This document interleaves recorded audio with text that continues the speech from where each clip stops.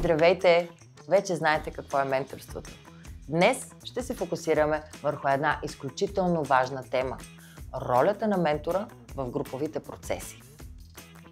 Много е важно да разберем, че когато говорим за менторство в групи, ние не говорим за менторство на самия процес, защото това би ни направило project менеджери. Ние говорим за това как да менторираме хората в тази група, така че процесът да върви гладко сам по себе си с тяхната дейност.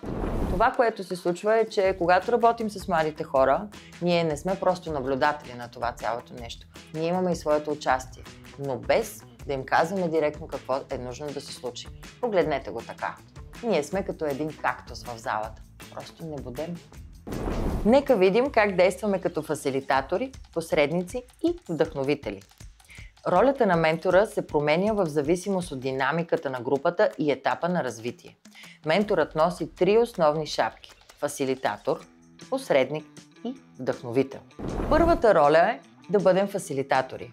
В тази ни роля ние подкрепяме процеса на младите хора, като по-скоро им задаваме рамката и ги насочваме с няколко въпроса на къде биха могли да отидат. Но в никой случай не налагаме личното си мнение и в никой случай не им казваме какво е нужно да се случи от тук нататък. Пример. В началото на проект менторът може да улесни планирането, но без да диктува на младите хора какво е нужно да се направи. Второ. Ролята на ментора е да бъде посредник.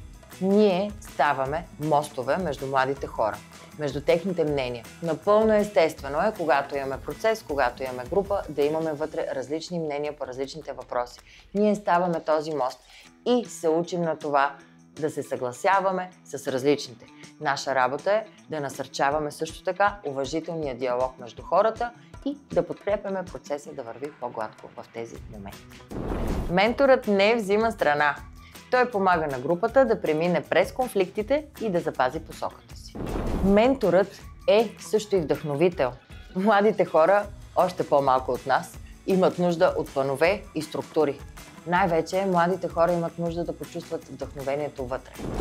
Или, както обичам да казвам много често, менторът е точно като черешката на тортата. Ние можем без нея, но с нея всичко изглежда много по-добре.